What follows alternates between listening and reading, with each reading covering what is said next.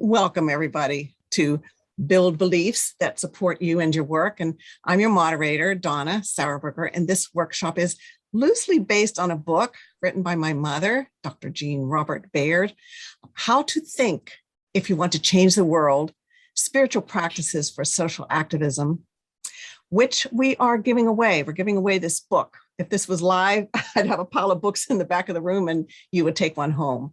And at the end of this workshop, we'll talk about how we can get you a copy of it. So let me. That's terrific. Thank you. Indeed. So I'd like to introduce her to our support team. Julianne O'Neill is our technical producer working behind the scenes. We actually got to know each other through an organization called Braver Angels, which works to bring people together and end this partisanship that is dividing our country, actually even our families. We have a link to Braver Angels in the resource webpage that we sent you in the invitation. It's at www.sauerberger.org/magissa/resources. And I think Julianne is going to put that into the chat so that you have that link. And it will have Braver Angels and other things that we're going to be mentioning in the workshop. And I'm also pleased that joining our team is my son, Paul, who is here to help you if you have a problem with the Zoom event. Thank you, Paul.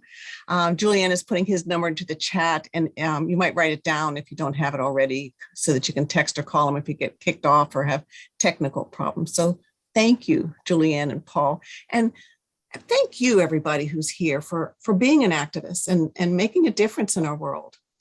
I know that some of you are working to change the world or save it or make it a better place. And some of you are working on behalf of animals and other beings who cannot stand up and speak for themselves. And some of you are making a difference for certain people, empowering them or addressing injustice or just trying to enrich their lives and help them enjoy life. So I'm really touched by what you do. And I'm so grateful and so very pleased for this opportunity to support you in your efforts. So I want you to put your seatbelts on because we're going to have an exciting ride in what's left of this hour. And here's our plan. Our first topic is talking about how powerful beliefs are and why it's important to address them. And then we'll have the first of two exercises in this workshop. In this exercise, you're going to think about what belief drags you down, and then think about what belief would support you. And after each exercise, we're going to pair you off in breakout rooms with a partner to discuss your experience and then come back together to share your insights and what you're learning. If you have any questions about getting paired off, for example, if two of you, I know two of you are going to in the same room, and if others of you have a partner in the same room that want to share one computer and you want to be paired together, please open up your chat and send a message to Julianne. And when we're finished with that exercise, I'm going to talk about whether we can change beliefs when our beliefs are based on reality, right? And then we'll have an exercise where you can envision the world when you have a belief that supports you and find evidence that supports this belief. And finally, I'll tell you a little bit about Dr. Jean Robert Bayard and her book, and then invite you to share what you're taking away from the workshop and fill out an evaluation. If you have any questions, please chat them to Julianne. And if you're having technical problems, please chat about them with Paul. Okay, now we're going to start the workshop by getting some advice from one of the more well-respected, wise warriors who I think most of you are going to recognize. And that is, of course, Yoda. In Star Wars, the movie Star Wars, The Empire Strikes Back, Luke gives up after trying to use the Force to raise his X-Wing fighter out of the swamp. And Yoda does it himself. And Luke says, I can't believe it. And Yoda says, that is why you fail. You must unlearn what you have learned. So, beliefs are powerful. They can shape our perception of facts, unquote, which I'll explain later, and they tend to become reality because we impose our beliefs on what we perceive. If we believe that there's goodness in the world, that's what we'll perceive. And if we believe everyone is evil, we attribute that to them. And beliefs filter our power to affect the outer world according to our belief. Again, if we assume people are good, they're more likely to respond positively and rise to our expectations than when we assume they're evil and not to be trusted. Many of you teach people who are blind or have other disabilities, as I do, and have seen what students tend to achieve when teachers have low expectations for them compared to what they achieve when teachers who have high expectations of them. And this is true for everyone, of course. Raise your hand if you've experienced the difference in your own behavior when your boss or parent or spouse or friend seems to think that you're not to be trusted or you're incompetent compared to how you behave when they seem confident that you'll do a great job. Has anyone experienced that? Yes, I see hands going up. Yeah.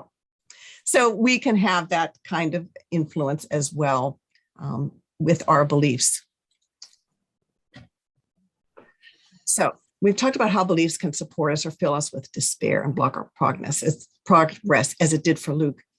And what belief do you think that Yoda wants Luke to believe that would make him more powerful? Why don't you raise your hand if you have an idea of what would have made Luke more powerful? What kind of belief?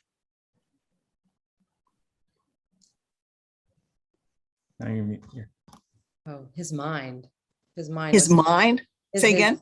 Yeah, in his mind, if it was different. In his mind, what would he believe that would make him more powerful? Because Yoda was saying, you don't believe, that's why you can't do it. What would he believe that would make him more powerful? What kind of belief would make him?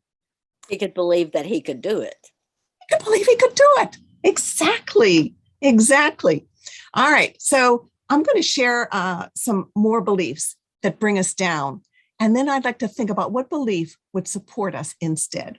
So I'm an orientation and mobility specialist. I teach people who are blind how to get around, cross streets and use a cane, et cetera. And I once started working with a veteran who had lost his hearing and now he was losing his vision. And he was really enthusiastic about learning to get around independently, but not in his own community because he believed people there hated deafblind people. I knew why he believed this because I'd seen it many times with people who are losing both their hearing and their vision. The first time I saw it, I was with a deaf college student who had just a little bit of tunnel vision left. And she went to a store with a note saying, asking to tell her where the raisins are. And the people bent over backwards to help her. Finally, when she wasn't responding and she wasn't able to hear them or understand them, they were beckoning for her to follow them. And so they went out to show her, and she's following with a little bit of vision, and she loses them and comes back. And I expected her to say something like, well, we got to figure out how I can, maybe I should have taken his arm or something like that. No, she was crying, asking why they were so mean to her. So this happened enough times that we've developed a program to help people like her and the veteran to get a more realistic understanding of the world around them, because you can imagine how limited you would be if you believe that everyone in your community hated you because you're deaf blind, or people are being intentionally mean to you when they're actually bending over backwards. And my next story is about somebody who had normal hearing and vision and who developed a belief just as scary, just as crippling as the belief that these deafblind people had.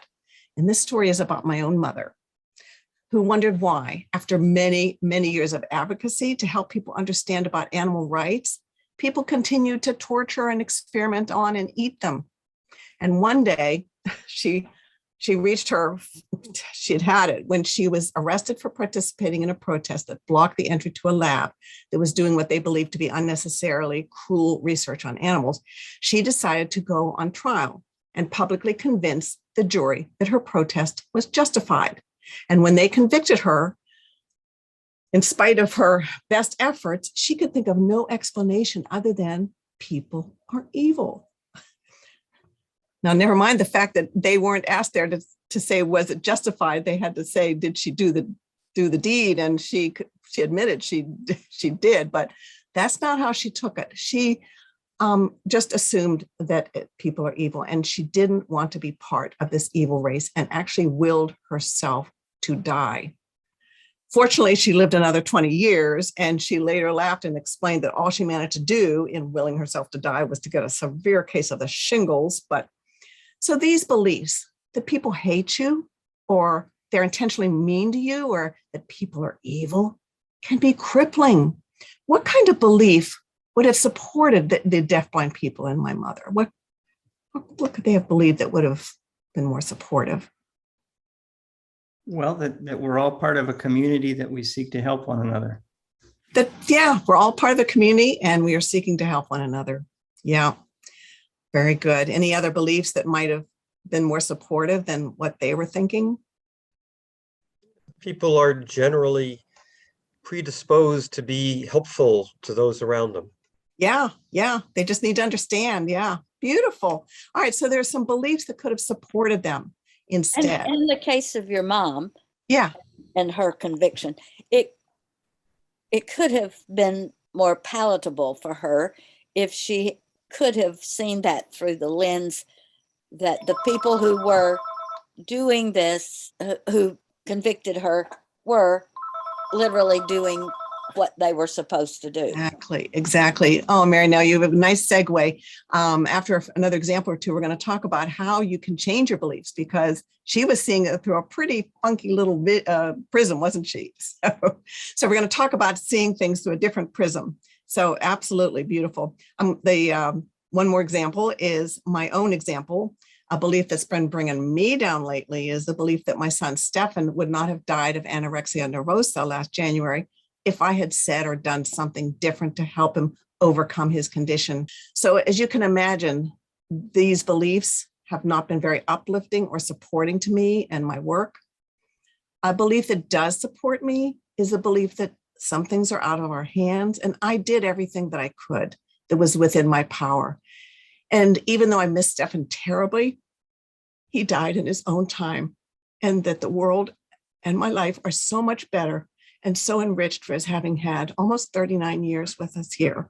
So different kind of a belief that's much more supportive than I could have. This is my fault. And one last example that I think one of you, that you're probably very familiar with. Many people have a reduced self-esteem, a sense of self-worth, or belief that they are incapable or unworthy, because either they were raised or surrounded by people who had low expectations of them, or maybe they're in a population that is oppressed or misunderstood or devalued. I can give you an example of how this belief can be built and how it can bring you down. When I was in Hong Kong, I met a remarkable American woman who was there on a Fulbright scholarship, and she was blind. And I was so impressed with all that she was doing and her enthusiasm. And then I asked her what it was like as a blind person in Hong Kong. And she took a breath and thought about it for a moment, and then saying that she had always felt accomplished and capable. But she was having experiences like one time she went to a restaurant with some friends, and as soon as they realized there was a blind person there, they said, "I'm sorry, you can't come in here." And just, a whole different belief system. And she found that she was starting to believe it herself. She knew intellectually she was a very capable woman, but she was finding herself feeling that she was not worth or value.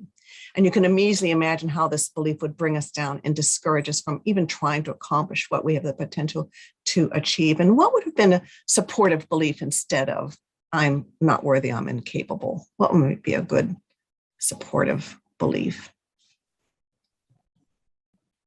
Yeah, Chris? Capable, but I do it different than you do it. Oh, beautiful, beautiful. So I am fully capable. I just do it differently. Beautiful. Anybody else? Well, tagging on to that is also just the whole cultural difference in the cultural approach. I think that's Yes. part of where Chris was going, but Yeah. I don't know that that's a belief. It's more a, I was going to say, it's not a belief, is it? It's how you can overcome a belief or make it change your belief. And Yeah. so, Mary, now you keep going right to where we're going. So I love it. What kind of belief, given that you could overcome this belief that I'm nothing and I'm not worthy because I'm African American, or I'm whatever, that, and people around me are saying I'm not worth, what would be a belief that would be more supportive? Chris was saying, I'm just as capable. I just do things differently. Basically, I'm a capable person, right? It would be a more supportive belief, right? I'm okay, you're okay. Okay, you're okay. That's right. Exactly. Okay, so we've seen some examples. And the fact is that each of us has beliefs, whether they're true or not, which encourage us or support us, and beliefs that bring us down. So I'd like for you to take a moment to think about what belief you have that may be bringing you down or holding you back. And don't worry about whether or not it's true, either belief, the one that supports you or that told you down. Don't worry about whether it's true. Just write down what belief you have that may be bringing you down or holding you back. And then think, what belief can replace this one which would support you instead. Julianne is going to post these questions in your chat in case you forget what we're doing. We're going to give a few minutes to write them down. And again, don't worry about how you're going to change that belief, but what belief is holding you down and what belief would support you. All right, very good.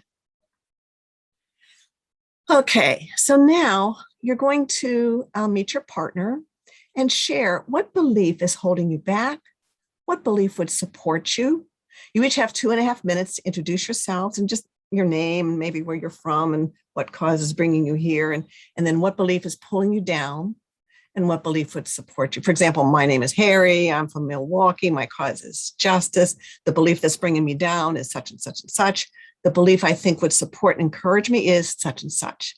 And Julianne, again, is posting these questions in your chat. You'll have them with you when you go into the breakout rooms. When there are 2.5 minutes left, you'll get a warning to make sure that your partner has a chance to share. And these warnings are kind of hard to see and they disappear quickly. So keep your eye on the clock that's counting down. Are there any questions before you go into your rooms? Those of you who are on the phone and not visible, right on, guys. So feel free to It's be just the me- voice from the it's just dark. Me and Paul are hiding because we didn't. want to be Okay. distracting. The rest of Okay. everybody else is there. Yeah. All right. So Julianne, I think we're ready to send them into their rooms. All right. Well, welcome back, everybody. And we're going to stop the recording so that you can share what you learned. Okay. We had a very productive discussion. So by now we understand how powerful beliefs can be, and we'd like to change our beliefs from those that pull us down to beliefs that support us. And Mary Nell is already kind of getting us ready for the next stage, which is, because I know what you're thinking. You can't change your beliefs because your beliefs are all based on facts and evidence. You don't fall for fake news. You're a rational person. And I have some disappointing news for you. None of us are completely rational. We build our beliefs because of many reasons, and not all of those reasons are rational. For example, I mentioned that our beliefs shape our perception of, quote, facts, unquote, and this is literally true. We are hardwired to filter the facts to fit with our beliefs. We've known since the 1960s that our brains despise inconsistencies in what we think is true. Festinger's theory of cognitive dissonance, that was in 1957, says that we resolve these inconsistencies or dissonance by changing our beliefs to be more consistent. In other words, we believe whatever we want to believe to make ourselves comfortable with those beliefs. Dr. Bayard, in her book that I was telling you about, wrote, "It is good to hold our, quote, facts rather lightly rather than settling on them as absolute truth. We can hold them the way scientists hold their hypotheses, as provisional truth to use as long as they are useful, to be replaced when more useful ideas come along." And she says, try this as an exercise. Whenever you find yourself stating a, quote, fact, that is saying something that is so, mentally add, that is within my present belief system. And then she quotes Einstein, who wrote, what we see depends on the theories we use to interpret our observations. So this might help us understand why two people who have the same experience or the same facts take a completely different perspective and conclusion. For example, my friend is a writer, and I went with her to her writers club where everyone writes something each month and passes around, and then they meet to offer critiques. And when it was my friend's turn, everyone seemed to love what she wrote and they couldn't wait for the next installment. And then they offered some suggestions. And after the meeting, as they're walking to the car, she said she was never going to go back. And I said, why? Well, they obviously hate what she wrote and they don't understand her. And I thought, well, we had the same meeting, because that's not at all. How many of you have had that experience when your take and someone else's take on exactly the same experience are so different?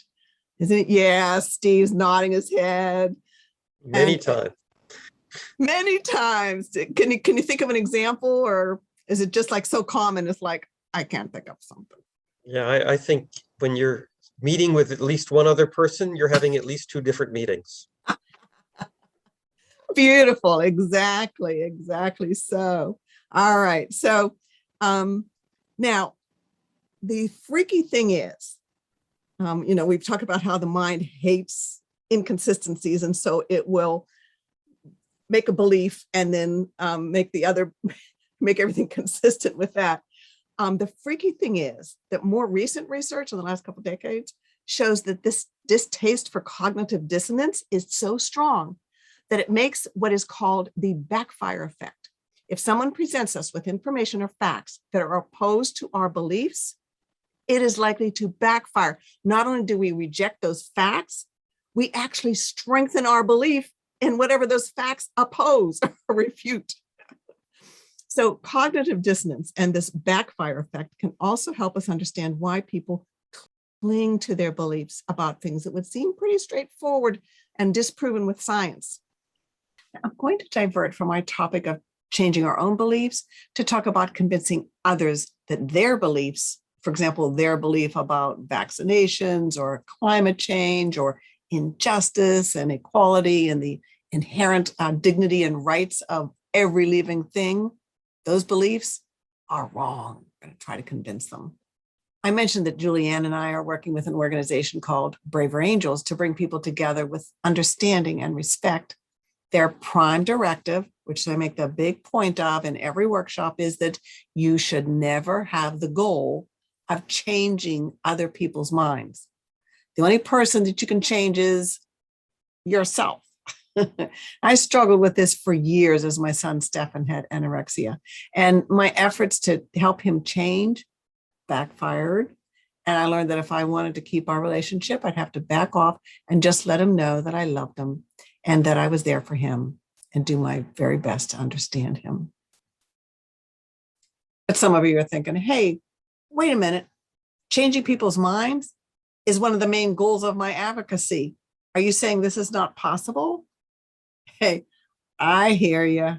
So even though this workshop is about changing your own beliefs to support you better, I can't resist telling you a story of what I learned about changing people's minds. One day, a very tragic day actually, after I had been a certified orientation and mobility specialist for about 20 years, teaching blind people how to cross streets, among other things, a few blind friends of mine were killed crossing a street using strategies that we had been teaching blind people to use.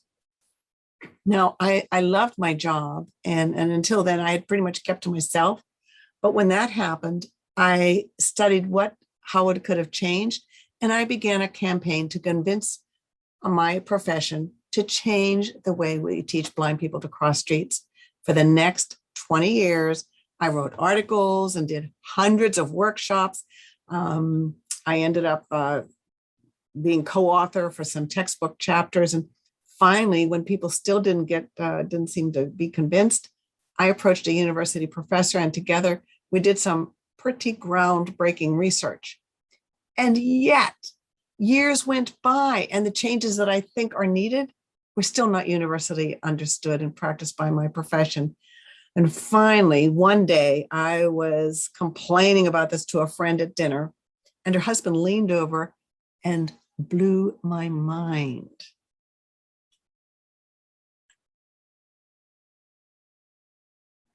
And I'll tell you what he said after I tell you. It came from a book that changed my life. The book is Diffusion of Innovations by Everett Rogers. I read the 5th edition in 2003. The first edition was in 1965. And it's based on tons and tons of research on efforts to convince people. For example, to convince farmers to use practices that conserve resources, or convince people in third world countries to use clean drinking water. There's a link to this book in the resources webpage I told you about earlier that has the Braver Angels link as well. Anyway, it so happened that my friend's husband had worked with or studied with Everett Rogers. And what he told me at that dinner table that blew my mind, he said, Donna, you'll never be able to convince anyone to change their mind about street crossings because people will only accept ideas from people they consider to be like themselves.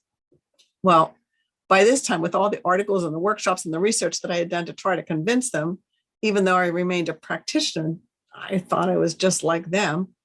I could only be considered what Rogers technically referred to as a deviant.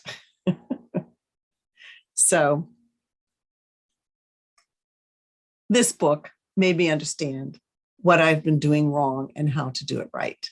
And I'll just share one of the many, many stories from the book that shocked me and gave me some insight. It's a story of how doctors adopted the use of tetracycline when it was first developed. As I told you, people are not convinced when leaders or researchers suggest that something is true. And apparently that was the case even with these doctors who I would think, oh no, would go by, they weren't even convinced by research, which helps explain why my colleagues were not convinced by my research, or why people are not convinced by research about vaccines or climate change or anything. So it was only when doctors who they considered to be like themselves, like maybe they graduated with them or worked near them, people that they trusted and felt an affinity to, when those doctors were early adopters and confirmed that tetracycline was useful, that's when the other doctors started using it.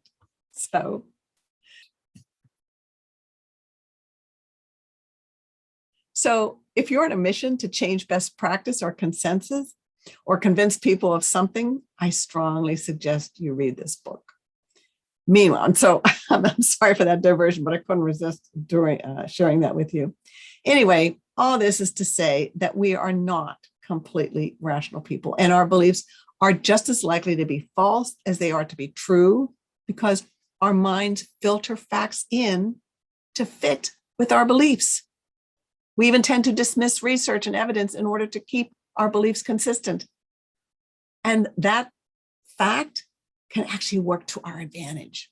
Once we choose to believe something that supports us and empowers us, our brains will excel in helping us find facts and evidence that support that belief and reject facts and evidence that doesn't. So you don't need to cling to beliefs that bring you down, like the beliefs I shared earlier. You can instead adopt beliefs that support you, such as the belief that people are good at heart and people will help others if they understand, or that you did all that you could for your family and that a lot of good can come from whatever happened, even including a tragic loss, or that there is a purpose in everything and you are very capable and can accomplish a lot and do a lot of good. In September, next month, our last workshop, Become Invincible to Defeat, explains that failure is not an actual event. It is a belief or a feeling. And at that workshop, we'll talk about how to deal with that.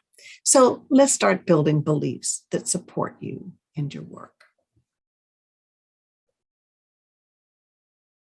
We'll start by visualizing what your world would be like with the belief that supports you. And then find facts that support that and create a phrase or a mantra that can remind you of that belief. So let's take a few minutes to go within yourself. Get yourself comfortable. Close your eyes if you would like to, and take a deep breath and relax. And call to mind the belief that would support you, whatever it is that might be. And now open yourself to that idea, that thought, that belief that will support you. And imagine what your world would be like if you believe that, if you hold to that. How does it make you feel to know that that belief is true, absolutely true for you? You've crossed out the belief that didn't support you. The belief that is supporting you is true. How does that make you feel? How does your heart feel?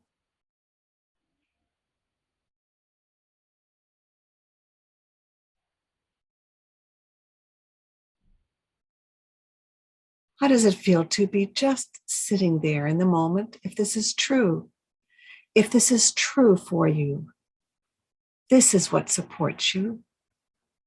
This is where you feel so peaceful and so certain that everyone and everything is going to be all right. In fact, everything is all right because now you have this belief that supports you and carries you and treasures you and loves you.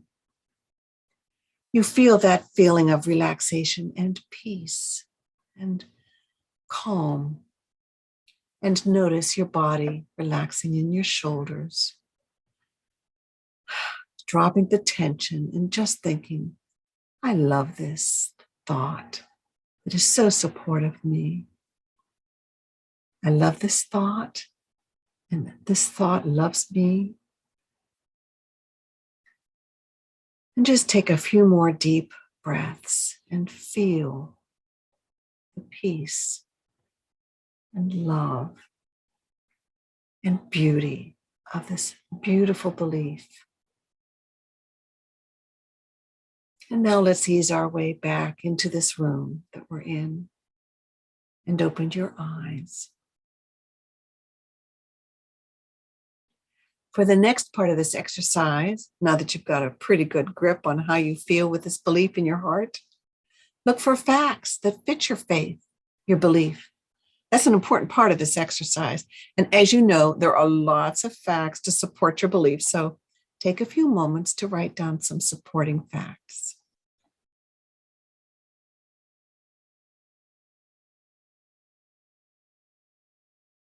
Okay, you'll probably think of other facts later. And now we'll take a few moments to come up with a phrase that you're comfortable repeating to yourself that's based on this supporting belief to remind you of it, that you can say to yourself throughout the day to help you build this belief, because that's the whole point of this chapter, is to build this belief that supports you.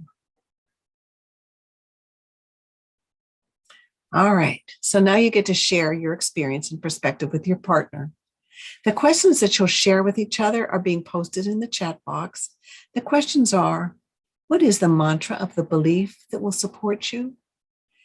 And what is the world like when you believe it and hold to the faith? And then if you have time, you can share what facts support that belief. You'll be in the room a total of 5 minutes, which is 2.5 minutes for each of you to share. Julianne will send you a reminder when it's time to switch, but many people miss seeing that reminder. So it'd be a good idea to just keep an eye on the time yourself. Are there any questions before you go into your breakout rooms? Okay, great. Julianne, please send people to their rooms. And they're back. Remember, everybody, don't forget to unmute yourself, especially you, Donna. Especially me. Thank you. If you could stop the recording. Okay.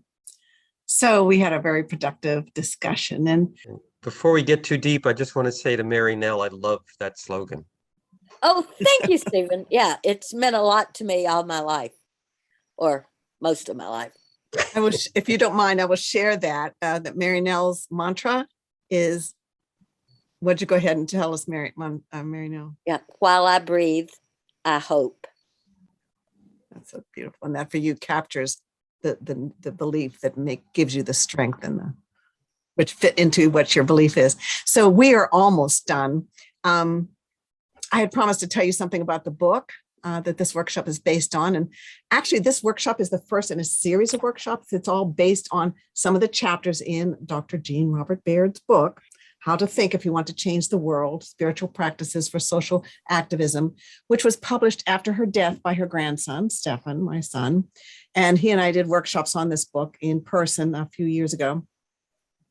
And my choice of which chapters to use for these workshops was pretty arbitrary. They were my favorites, but your favorites may be something else altogether. And it's kind of funny, actually. I remember when Stefan was working on getting this book ready to publish, I suggested that, hey, that chapter, Notice, Hurry to Find Inner Peace, let's delete that one to save space, because it seemed kind of useless to me. And he looked at me and said, Mom, that was his favorite chapter. And he said he referred to it often because it helped him. And I can't remember if it was to help him concentrate or help to deal with anxiety, but for him, that chapter was the most powerful. So there are, I think, about 20 chapters or something like that. Each of them are powerful chapters. And like I said, some are powerful for some, and others may find something in there that others didn't see. Needless to say, he did not delete that chapter. It's in the book. And like Stefan, you may find that some of the other chapters offer more for you in your situation than the ones that we are that I've chosen for these workshops. So in honor of my mother and Stefan, I am giving copies of her book to those who need it. As I said, if this was a live workshop, I'd have a pile of books in the back of the room and give each of you a copy. And since that's not possible, I'm sending you copies if you'll reimburse for the cost of shipping. You can get more information at our website. Julianne is posting a link to the website right now in the chat, as well as to, again, that page that has the resources that are mentioned in the workshop. So again, it's www.sauerberger.org/Magissa, Magissa. That was Jean Robert Bayard's avatar, Magissa. So at this point, we would like to ask you to please send us an evaluation of how the workshop went for you. And I thought I'd take a moment to share, and we will turn off the recording to let you feel free to share. What are you taking away from the workshop?